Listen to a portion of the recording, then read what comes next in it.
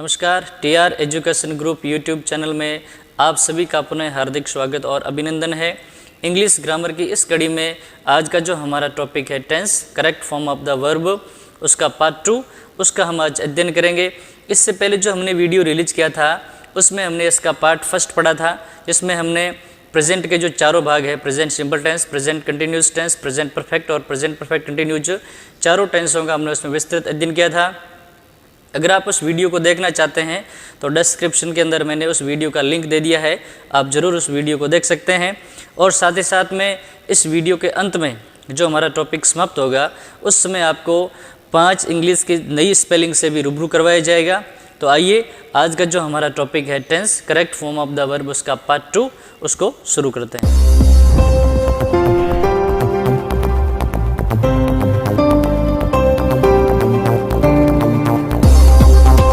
आज के इस टॉपिक की शुरुआत हम पास्ट सिंपल टेंस से करते हैं, क्योंकि इससे पहले जो प्रेजेंट के चारों भाग थे उसका अध्ययन हमने पिछले टॉपिक में कर लिया था। तो इस टॉपिक के अंदर हम पास्ट सिंपल टेंस से है वो शुरुआत करते हैं।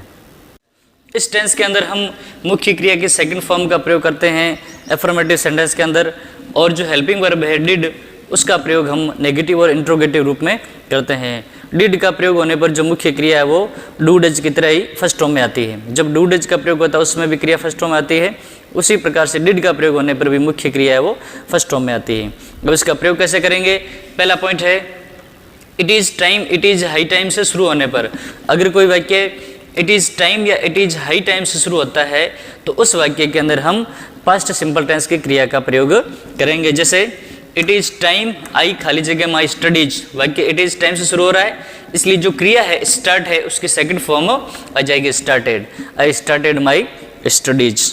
अगला बिंदु है I wish as if as though आने पर, सेंटेंस में आई विश एज इफ या एज दो आता है तो उस सेंटेंस के अंदर भी हम पास्ट सिंपल टेंस की क्रिया का प्रयोग करेंगे। जैसे आई विश आई खाली जगह हिम, वाक्य आई विश से शुरू हो रहा है, काश आई अब वर्ब की सेकंड फॉर्म नो है उसका न्यू हो जाएगा, आई न्यू हिम, काश मैं उसको जानता। तो आई विश से शुरू होने पर उस वाक्य में पास्ट सिंपल टेंस की क्रिया का प्रयोग करेंगे। पास्ट सिंपल टेंस के अंदर एफर्मेटिव सेंटेंस में वर्ब की सेकंड फॉर्म का प्रयोग होगा, और वाक्य अगर नेगेटिव या इंट्रोगेटिव में है तो हेल्पिंग वर्ब डिड का प्रयोग करेंगे। हमारा अगला वाक्य है सी टॉक्स एज इफ सी खाली जगह ए क्वीन, इस वाक्य के अंदर एज इफ आ गया तो एज इफ आने पर भी हम पास्ट सिंपल टेंस की क्रिया का प्रयोग करेंगे। यहाँ जो क्रिया है वो बी है, अब इस बी का हमें पास्ट रूप भरना है। बी का पास्ट रूप होता है वाज और वर। अब यह वाक्य में कंडीशन है तो कंडीशनल सेंटेंस के अंदर हमेशा वर का प्रयोग ही होता है, चाहे आपका कर्ता आई है, चाहे वी है, चाहे ही है, चाहे सी है, चाहे इट है, कोई भी है, उसके अंदर हम वर का प्रयोग करेंगे। इसलिए सी एक वचन है, या वाज न आकर के यहाँ पे वर आएगा, क्योंकि इस वाक्य के अंदर कंडीशन लागू होती है। तो कंडीशनल सेंटेंस के अंदर हमें वर का प्रयोग करना है, इसलिए बी का पास्ट रूप है वो यहाँ आ गया। अगला बिंदु है इम्प्रोबेबल कंडीशन। जो इम्प्रोबेबल कंडीशन होती है, जो कंडीशन नंबर 2 होती है, उस कंडीशन के अंदर हम पास्ट सिंपल टेंस का प्रयोग करेंगे। जो वाक्य इफ से जुड़ा होगा उसके अंदर हम पास्ट सिंपल टेंस का प्रयोग करेंगे, और जो अगला वाक्य होगा उस वाक्य के अंदर वुड शुड प्लस वर्ब की फर्स्ट फॉर्म का प्रयोग किया जाएगा। जैसे इफ आई खाली जगह ए बर्ड, क्रिया आपकी बी है, I would fly in the sky, इसके साथ में देखो वुड के साथ में फर्स्ट फॉर्म आ रही है, तो वुड शुड के साथ फर्स्ट फॉर्म आने पर दूसरे वाक्य के अंदर हम पास्ट सिंपल टेंस का प्रयोग करेंगे। यहाँ क्रिया बी है, इस बी का हमें पास्ट रूप भरना है। यहाँ पे बी का पास्ट रूप वाज और वर होता है, और ये कंडीशनल वाक्य है तो कंडीशनल वाक्यों में आई के साथ में वाज न आकर के यहाँ पे वर आएगा, तो वाक्य हो जाएगा if I were A bird I would fly in the sky. तो इम्प्रोबेबल कंडीशन के अंदर हम पास्ट सिंपल टेंस का प्रयोग करेंगे। अगला बिंदु है वाक्य में yesterday, ago, the previous day, in olden times, last, the other day इत्यादि एडवर्ब आने पर हम पास्ट सिंपल टेंस का प्रयोग करते हैं। और साथ ही साथ में वाक्य में कोई बीता हुआ समय आ रहा है तो भी हम इस पास्ट सिंपल टेंस का प्रयोग करेंगे। जैसे आई खाली जगह ए न्यू कैमरा यस्टरडे, वाक्य में यस्टरडे आ रहा है, यस्टरडे हमेशा पास्ट सिंपल टेंस का एडवर्ब है, इसलिए हम पास्ट सिंपल टेंस की क्रिया का प्रयोग करेंगे। यहाँ जो क्रिया है बाय, इस बाई की सेकंड फॉर्म बॉट, हम इसका प्रयोग यहाँ करेंगे, तो वाक्य हो जाएगा I bought a new camera yesterday. Second है माई फादर खाली जगह मुंबई इन 2001, ये 2001 एक बीता हुआ समय है। यहाँ इनमें से कोई एडवर्ब नहीं आ रहा है, यहाँ पे बीता हुआ समय है, इसलिए बीता हुआ समय होने पर भी हम पास्ट सिंपल टेंस का प्रयोग करेंगे। यहाँ जो क्रिया है विजिट, इस विजिट का हम सेकंड फॉर्म यहाँ डाल देंगे, तो माई फादर विजिटेड मुंबई इन 2001। हमारा अगला टेंस है पास्ट कंटिन्यूस टेंस। इस टेंस में हम वाज वर्ब प्लस आईएनजी का प्रयोग करेंगे। हमारा कर्ता एक वचन है तो वाज का प्रयोग करेंगे, और कर्ता बहुवचन है तो वर का प्रयोग करेंगे, और मुख्य क्रिया के साथ आईएनजी का प्रयोग होगा। अब इस टेंस का प्रयोग कैसे करेंगे? वाक्य में अगर while, then, that day, those days, at that time, at that moment इत्यादि एडवर्ब्स आते हैं, तो उस वाक्य के अंदर हम पास्ट कंटिन्यूस टेंस का प्रयोग करेंगे। जैसे आई खाली जगह a letter at that moment, इस वाक्य में एट दैट मोमेंट जो एडवर्ब आ रहा है, इसलिए हम इस वाक्य के अंदर पास्ट कंटिन्यूस टेंस की क्रिया का प्रयोग करेंगे। हमारा कर्ता आई है, आई के साथ में वाज वर्ब में से वाज आ जाएगा, और जो मुख्य क्रिया उसके साथ में आईएनजी लग जाएगा, तो हो जाएगा I was writing a letter at that moment. He was reading while his brother खाली जगह, मुख्य क्रिया यहाँ पे रीड है। अब ये व्हाइल से जुड़ा हुआ वाक्य है, तो वाक्य में व्हाइल आने पर पास्ट कंटिन्यूस टेंस का प्रयोग होता है। व्हाइल आने पर इस वाक्य में पास्ट कंटिन्यूस के अंतर्गत हम कर्ता एक वचन इसलिए वाज ले लेंगे और मुख्य क्रिया के साथ आईएनजी लगा देंगे, तो हमारा सेंटेंस बन जाएगा ही was reading while his brother was reading. हमारा अगला टेंस है पास्ट परफेक्ट टेंस। इस टेंस के अंदर हम हेड प्लस वर्ब की थर्ड फॉर्म का प्रयोग करते हैं। जो मुख्य क्रिया वो थर्ड फॉर्म में आएगी और उसके साथ में हेड का प्रयोग होगा। इसके लिए हमें एक सीक्वेंस को ध्यान रखना है कि जो बिफोर और आफ्टर है, बिफोर और आफ्टर में दो टेंसों के साथ में जोड़े आते हैं। बिफोर के पहले है वो हेड प्लस वर्ब की थर्ड फॉर्म का प्रयोग होगा, और बिफोर के बाद में वर्ब की सेकंड फॉर्म का प्रयोग होगा। और जो वाक्य में आफ्टर आता है और आफ्टर के दोनों तरफ अगर सेंटेंस दिए आते हैं, तो आफ्टर से पहले वर्ब की सेकंड फॉर्म यानी पास्ट सिंपल टेंस आएगा, और आफ्टर के बाद में हेड प्लस वी थर्ड यानी पास्ट परफेक्ट टेंस का प्रयोग हमें करना है। इस सीक्वेंस का हमें ध्यान रखना। एक प्रकार के जोड़े हैं और टेंसों के जोड़े इस प्रकार से साथ में आएंगे। द बेल खाली जगह before I reached my school, यह हमें देखना है कि इस वाक्य में बिफोर आ रहा है और बिफोर के बाद में वर्ब की सेकंड फॉर्म आ रही है, तो ये सीक्वेंस एक बिफोर के बाद में वर्ब की सेकंड फॉर्म आ रही है, इसलिए बिफोर से पहले हेड प्लस वर्ब की थर्ड फॉर्म यानी जो मुख्य क्रिया है रिंग, उस रिंग की हो जाएगी थर्ड फॉर्म रंग, रिंग रेंग रंग, और उसके पहले हेड आ जाएगा, तो द बेल हैड रंग before I reached my school. ठीक इसी प्रकार से the doctor came after the patient खाली जगह, यहाँ पे क्रिया है आपकी डाई। यहाँ अपन देख रहे हैं कि यहाँ आफ्टर आ रहा है और आफ्टर से पहले वर्ब की सेकंड फॉर्म है वो केम आ गई है, तो आफ्टर से पहले अगर वर्ब की सेकंड फॉर्म आती है तो आफ्टर के बाद में हेड प्लस वर्ब की थर्ड फॉर्म का प्रयोग करना है, इसलिए यहाँ पे हम हेड प्लस वी थर्ड का प्रयोग कर देंगे। हेड आ गया और डाई की थर्ड फॉर्म है वो डाइड होगी। इस प्रकार से हम पास्ट परफेक्ट टेंस का प्रयोग वाक्य में कर सकते हैं। इसके अलावा निम्न टेंसों के जोड़े भी सेंटेंस के अंदर प्रयोग में लिए जा सकते हैं। पास्ट सिंपल और पास्ट सिंपल का वाक्य में जोड़ आता है। अगर दो सेंटेंस आते हैं तो दोनों तरफ हम पास्ट सिंपल का प्रयोग करेंगे। पास्ट सिंपल और पास्ट कंटिन्यूज का जोड़ भी वाक्य में आ सकता है। अगर एक तरफ पास्ट सिंपल टेंस आ रहा है तो दूसरी तरफ पास्ट कंटिन्यूज टेंस भी आ सकता है। पास्ट कंटिन्यूज और पास्ट कंटिन्यूज दोनों तरफ पास्ट कंटिन्यूज का जोड़ा भी वाक्य में आ सकता है। और पास्ट सिंपल और पास्ट परफेक्ट इन टेंसों के जोड़े भी वाक्य में आते हैं। जब हम वाक्य देखते हैं और क्रिया का जब हमें सही फॉर्म भरने के लिए कहा जाता है, तब हमें ये देखना है कि वाक्य में कौन सी सीक्वेंस आ रही है, वाक्य के अंदर सटीक कौन सा जोड़ा बैठ रहा है। हम इन टेंसों का प्रयोग करके इस फॉर्मूले को अपना करके वाक्य के अंदर हम क्रिया का सही रूप भर सकते हैं। मैं उदाहरण के साथ में इसको समझाऊंगा ताकि आपको पूरा का पूरा ये जो सीक्वेंस है ये समझ में आ जाएगा। अगला हमारा टेंस है पास्ट परफेक्ट कंटिन्यूस टेंस। इस टेंस में हम had plus been plus verb plus ING का प्रयोग करेंगे और साथ ही साथ वाक्य में सिंस फॉर ऑल और उसके बाद टाइम दिया होता है और सेकंड सेंटेंस के अंदर पास्ट टेंस का उल्लेख होता है, तो उस वाक्य के अंदर हम पास्ट परफेक्ट कंटिन्यूस टेंस का प्रयोग करेंगे।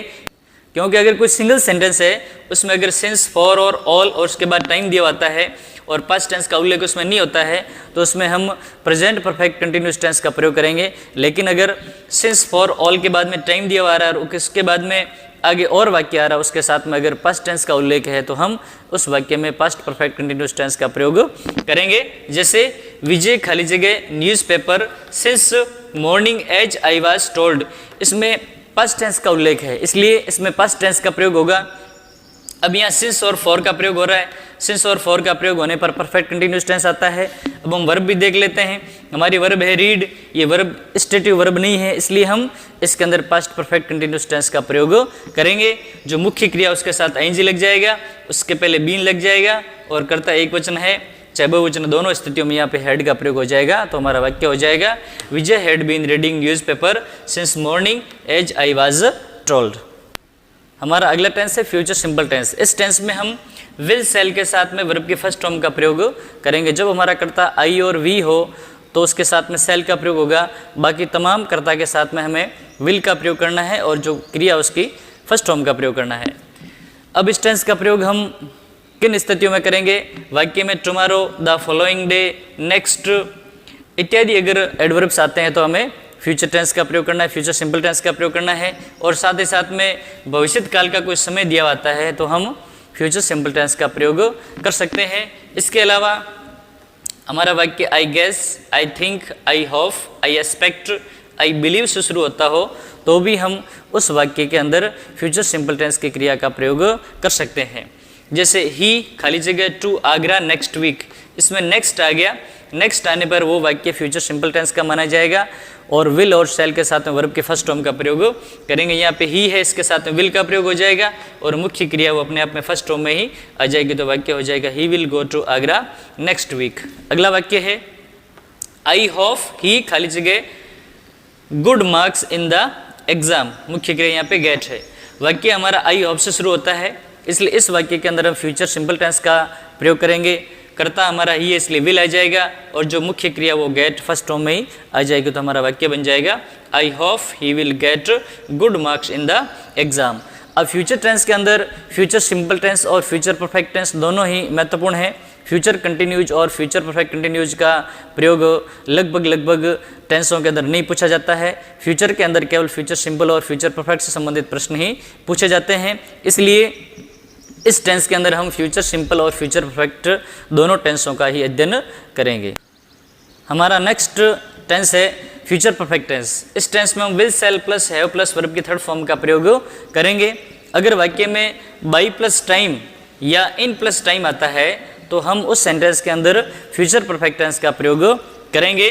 जैसे आई खाली जगह माई work by the end of this month, यहाँ पे बाई के बाद में टाइम आ रहा था and of this month, by के बाद में ये टाइम आ रहा है, इसलिए इस वाक्य के अंदर हम फ्यूचर परफेक्ट टेंस का प्रयोग करेंगे। Will shall plus have plus verb की थर्ड फॉर्म का प्रयोग यहाँ करेंगे। कर्ता हमारा आई इसलिए सेल आ जाएगा, उसके बाद हैव आ जाएगा और जो मुख्य क्रिया है कंप्लीट उसके थर्ड फॉर्म कंप्लीटेड है वो आ जाएगी। तो हमारा प्रश्न इस प्रकार से हो जाएगा वाक्य I shall have completed my work by the end of this month. अभी तक हमने क्रिया का सही रूप वाक्य में कैसे भरा जाता है उसके तमाम जो रूल्स थे उसके बारे में अध्ययन किया। अब उन रूल के अलावा कुछ ऐसे फैक्ट भी है, उन फैक्ट की सहायता से हम वाक्य के अंदर क्रिया का सही रूप है वो भर सकते हैं। जैसे पहला है हैड बेटर, वुड रादर और लेट के बाद हमेशा क्रिया है वो फर्स्ट फॉर्म में आती है। जैसे यू हैड बेटर खाली जगह योर फेस, वाक्य के अंदर हैड बेटर आ गया, इसलिए यहाँ पे जो क्रिया है वो हमेशा फर्स्ट फॉर्म में आएगी, यानी वॉस का वॉस से हमें यहाँ लिखना है। तो ध्यान रखना है हैड बेटर, वुड रादर और लेट के बाद जो क्रिया आएगी वो हमेशा फर्स्ट फॉर्म में ही आती है। अगला है टू के बाद हमेशा फर्स्ट फॉर्म आती है। अगर वाक्य में दो क्रियाओं को जोड़ा जा रहा है, पहली क्रिया के बाद में अगर टू दिया हुआ है तो टू के बाद आने वाली जो क्रिया है वो हमेशा फर्स्ट फॉर्म में ही आती है। जैसे आई वॉन्टेड टू खाली जगह स्विम, आई वॉन्टेड ये क्रिया आ गई, इस क्रिया के बाद में टू आया हुआ है, इसलिए टू के बाद आने वाली जो क्रिया वो हमेशा फर्स्ट फॉर्म में ही आती है। इस बात का हमें ध्यान रखना है। अगला पॉइंट है without, on, for, of, need, help, mind, after, before, instead of के बाद क्रिया के साथ हमेशा आईएनजी का प्रयोग होता है। अक्सर ऐसा देखा जाता है कि इंग्लिश के अंदर जो ग्रामर के रूल्स होते हैं उस रूल्स के अंदर से और रूल्स निकलते हैं। अगर हम किसी एक रूल्स को पकड़ के बैठ जाते हैं कि इस रूल से तो ये टेंस ही आएगा, तो ये हमारी गलत धारणा है, क्योंकि वाक्य की कंडीशन के हिसाब से अलग अलग टेंस उस वाक्य के अंदर आ सकते हैं। अगर हम देखते हैं कि आफ्टर और बिफोर का जब वाक्य में प्रयोग होता है तो वर्ब के सेकंड फॉर्म और हेड प्लस वर्ब के थर्ड फॉर्म का प्रयोग होता है। ये कुछ ज़रूरी नहीं कि हर कंडीशन के अंदर वर्ब के सेकंड फॉर्म और हेड प्लस वर्ब के थर्ड फॉर्म का जोड़ा बिफोर आफ्टर के साथ में आएगा, कुछ ज़रूरी नहीं है। वाक्य की कंडीशन के हिसाब से उसमें अलग अलग टेंस का प्रयोग भी हो सकता है। तो इन वर्ड के बाद में हमें देखना है कि जो मुख्य क्रिया है उसके साथ हमें आईएनजी का प्रयोग करना है। ही रैन विदाउट, इसमें विदाउट आ गया, तो विदाउट के बाद में अगर हमें वर्ब को भरना है तो वर्ब के साथ हमें आईएनजी का प्रयोग करना है। या जो क्रिया है स्टॉप, स्टॉप के साथ हम आईएनजी लगाएंगे। या स्टॉप शब्द है, उस स्टॉप के साथ हमें आईएनजी का प्रयोग करना है, क्योंकि यहाँ जो खाली जगह, यहाँ जो हम क्रिया का सही रूप भरेंगे उससे पहले यहाँ विदाउट आया हुआ है, इसलिए जो वर्ब है स्टॉप उसके साथ हम आईएनजी का प्रयोग करेंगे। स्टॉप का जो अंतिम वर्ड है वो पी है, और इस पी से पहले ओ है, ये स्वर है और ये व्यंजन है। जब किसी वर्ब का अंतिम अक्षर अगर व्यंजन और व्यंजन से पहले स्वर हो, उसके साथ हम जब आईएनजी का प्रयोग करते हैं, जो अंतिम वर्ड होगा वो डबल हो जाएगा, इसलिए यहाँ STOPPING हो गया। ही केप्ट ऑन खाली जगह सिंग, या ऑन आ गया और ऑन के बाद खाली जगह, और खाली जगह के अंदर हमें क्रिया का सही रूप भरना है, तो फिर हम सिंग के साथ में आईएनजी लगा देंगे तो हो जाएगा ही केप्ट ऑन सिंगिंग। इस प्रकार से इन रूल की सहायता से भी हम क्रिया का जो सही रूप है उसको हम भर सकते हैं। बाकी जो ग्रामर के मैंने रूल बताए थे उस रूल के साथ में इन नियमों को भी साथ में याद करना है, ताकि हम वाक्य के अंदर जो क्रिया का सही रूप भरने को हमें कहा जाता है उसको हम आराम से भर सकते हैं। आइए हम कुछ उदाहरणों की सहायता से अभी तक जो हमने रूल्स पढ़े हैं उन रूल्स को अप्लाई करते हैं और पता लगाते हैं कि अभी तक जो हमने रूल्स पढ़े हैं उन रूल की सहायता से हम वाक्य के अंदर क्रिया का सही रूप भर सकते हैं या नहीं भर सकते हैं। पहला वाक्य है slow and steady wins the race. Slow and steady, slow का मतलब होता है धीमे धीमे, और स्टडी का मतलब होता है दृढ़ता के साथ में। धीमे धीमे लेकिन दृढ़ता के साथ में चलने वाला जो व्यक्ति होता है वह रेस को जीत लेता है। ये एक प्रकार की सेइंग है, ये एक प्रकार की लोकोक्ति है और शाश्वत सत्य भी है। ऐसी कंडीशन में हम प्राय प्रेजेंट सिंपल टेंस का प्रयोग करते हैं, और प्रेजेंट सिंपल टेंस के अंदर क्रिया के फर्स्ट फॉर्म या क्रिया के साथ में एस और एस का प्रयोग होता है। यहाँ हम देख रहे हैं कि स्लो और स्टडी दोनों अलग अलग करता है। स्लो का मतलब होता है धीमे धीमे चलने वाला, और स्टडी का मतलब होता है दृढ़ता के साथ चलने वाला। दोनों अलग अलग शब्द है, और दोनों शब्द मिल करके यहाँ प्लूरल हो रहे हैं, दोनों शब्द मिल करके यहाँ बहुवचन हो रहे हैं। तो बहुवचन आने पर हम प्राय क्रिया के फर्स्ट फॉर्म का प्रयोग करते हैं, लेकिन हमने यहाँ क्रिया के साथ में एस लगाया है, क्योंकि दोनों शब्द हालांकि दिखने में अलग है लेकिन दोनों का काम एक ही है। अगर हम धीमे धीमे चलेंगे तो हम रेस जीत नहीं पाएंगे, और हम दृढ़ता से चलेंगे तो भी रेस जीत नहीं पाएंगे। हम धीमे धीमे प्लस दृढ़ता से चलेंगे तो हम रेस को जीत पाएंगे।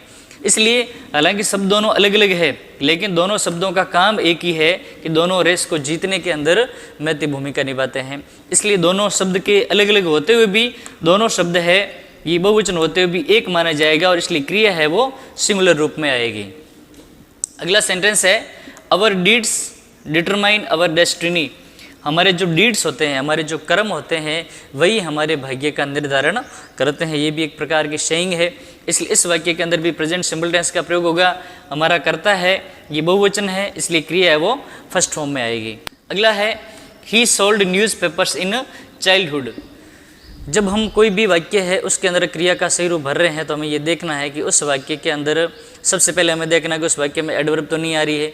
सबसे पहले एडवर्ब आ रही है तो उस एडवर्ब को देख के उस वाक्य के अंदर टेंस भरना है।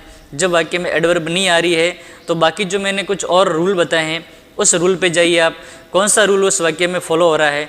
जब रूल और एडवर्ब किसी भी चीज़ का अगर फॉलो नहीं हो रहा है तब हम वाक्य की कंडीशन पे जाएंगे।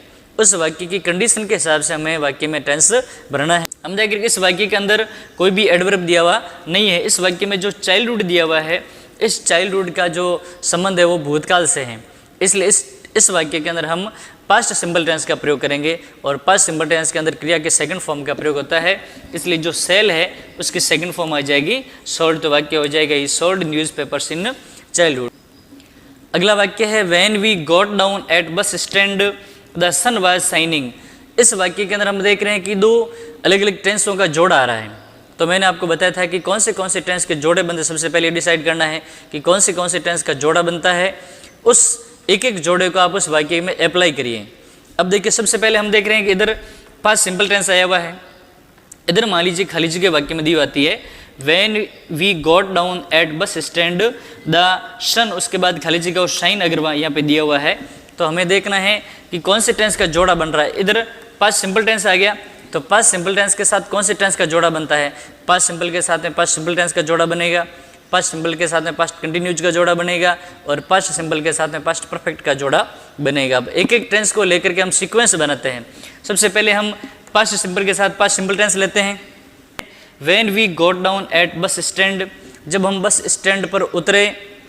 दी सन शोन, अब जो शाइन में सब क्रिया है उस शाइन के हम सेकंड फॉर्म शोन ले लेते हैं, तो इसका अर्थ लगाते हैं कि जब हम बस स्टेशन पे उतरे उस समय सूर्य चमका। हिंदी के अंदर भी हम देखते हैं कि हिंदी की दृष्टि से भी ये वाक्य अशुद्ध है, इसलिए पास्ट सिंबल के साथ पास्ट सिंबल का सीक्वेंस यहाँ नहीं बनेगा। अब हम पास्ट परफेक्ट से इसका सीक्वेंस बनाते हैं। जब हम बस स्टेशन पे उतरे उस समय सूर्य चमक चुका था, ऐसा तो कभी होता नहीं, इसलिए पास्ट सिंबल के साथ में पास्ट परफेक्ट का जोड़ा है वो भी नहीं बनेगा, इसलिए पास्ट सिंबल के साथ में पास्ट कंटिन्यूज का जोड़ा बनेगा। जैसे जब हम बस स्टेशन पे उतरे उस समय सूर्य है वो तीव्रता से चमक रहा था, इसलिए हम एक एक टेंस को लेकर के सीक्वेंस को देखते हैं कि उस टेंस के साथ में कौन से टेंस का सीक्वेंस आएगा। अगला है दी girls were talking while the boys were playing. कई विद्यार्थी ऐसे कहते हैं कि सर जो वाइल होता है उस वाइल के आने पर पास्ट कंटिन्यूज ही आता है, ये कुछ ज़रूरी नहीं है। कभी कभी ऐसा भी होता है कि वाइल आने पर उसके बाद में पास्ट कंटिन्यूस टेंस नहीं भी आता है। इसके अंदर देखो हालांकि वाइल आ रहा है, वाइल आ रहा है, इसमें इसका हम ट्रांसलेट करते हैं कि लड़कियां हैं वो तो बातें कर रही थी जबकि लड़के हैं वो खेल रहे थे, दोनों ही काम जारी है, दोनों ही काम जारी है, इसलिए इधर भी पास्ट कंटिन्यूस टेंस आएगा, इधर भी पास्ट कंटिन्यूस टेंस आएगा। दोनों टेंसों का सीक्वेंस है वो बिल्कुल सही बैठ रहा है, इसलिए दोनों तरफ हम पास्ट कंटिन्यूस टेंस का प्रयोग करेंगे। अगला वाक्य है Rajesh went to school while his brother stayed at home. यहाँ पे वाइल आया है, जरूरी नहीं कि वाइल के बाद पास्ट कंटिन्यू जाएगा, हमें टेंस का सीक्वेंस देखना है। यहाँ पे सेकंड फॉर्म यानी पास्ट सिंपल टेंस है, राजेश स्कूल गया जबकि उसका भाई है वो घर पर ही रहा। अब यहाँ पे पास्ट कंटिन्यूस का सीक्वेंस नहीं बन सकता है, राजेश स्कूल गया जबकि उसका भाई घर पर रह रहा था, ऐसा नहीं बनता है, या घर पर रह चुका था, ऐसा भी नहीं होगा। इसका सीधा होगा कि राजेश स्कूल गया जबकि उसका भाई है वो घर पर ही रहा। इसलिए हमें ये ध्यान रखना है कि वाक्य के अंदर कौन से टेंस का जोड़ा आ रहा है। प्रत्येक टेंस का जो जोड़ा जिस टेंस के साथ बनता है उसमें एक एक को लेकर के उसको अप्लाई करके देखना चाहिए कि कौन से टेंस के साथ में कौन सा टेंस है वो आना चाहिए।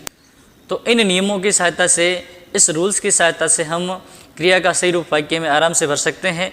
हमें केवल इतना ही ध्यान रखना है कि वाक्य के अंदर सबसे पहले आप एडवर्ब को ढूंढेंगे, एडवर्ब अगर उस वाक्य में आपको नहीं मिल रही है उसके बाद जो बाकी मैंने रूल्स बताए उस रूल्स को आप एक एक करके चेक करें।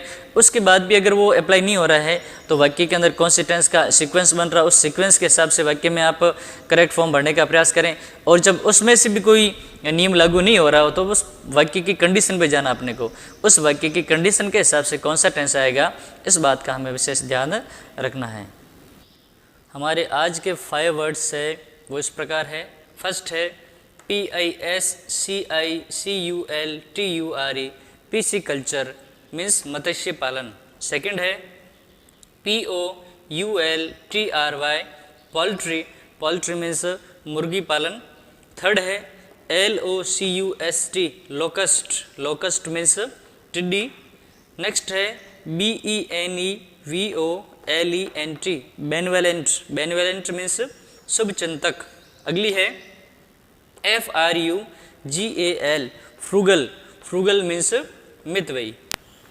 इसी के साथ आज का जो हमारा टॉपिक है tense correct form of the verb, उसका जो पार्ट 2 है वो यहीं पे संपन्न होता है। इससे पहले वीडियो के अंदर जो हमने रिलीज़ किया था उसमें हमने इसका जो पार्ट 1 था उसका अध्ययन किया, जिसमें हमने प्रेजेंट टेंस का अध्ययन किया, और पार्ट 2 के अंदर आज हमने पास्ट और फ्यूचर टेंस का अध्ययन किया। और साथ ही साथ में हमने जो रूल्स याद किए थे, हमने जो रूल्स पढ़े थे, उन रूल्स को कुछ उदाहरणों के साथ हमने समझने का प्रयास किया, और साथ ही साथ में कुछ नए वर्ड्स भी इसमें साथ में याद किए। अब हमारा जो अगला टॉपिक आएगा, how to answer the questions. अक्सर जो प्रश्न पूछे जाते हैं, चाहे वो टेक्स्ट बुक से प्रश्न पूछे जाते हैं या फिर पैसेज में से प्रश्न पूछे जाते हैं, उन प्रश्नों का उत्तर लिखने में विद्यार्थियों को काफ़ी परेशानी होती है, उन प्रश्नों का उत्तर वो सही ढंग से दे नहीं पाते हैं।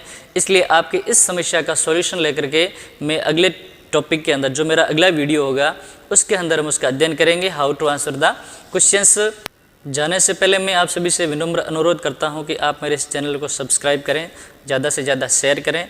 अब सब्सक्राइब करने का फ़ायदा ये होगा कि मैं मेरे YouTube चैनल पे जो भी नए वीडियोज अपलोड करूँगा उसका तुरंत नोटिफिकेशन आपको अपने YouTube चैनल पे मिल जाएगा। तो इसी के साथ में आज का जो हमारा टॉपिक है वो यहीं पे संपन्न होता है। तब तक के लिए धन्यवाद। जय हिंद, जय भारत।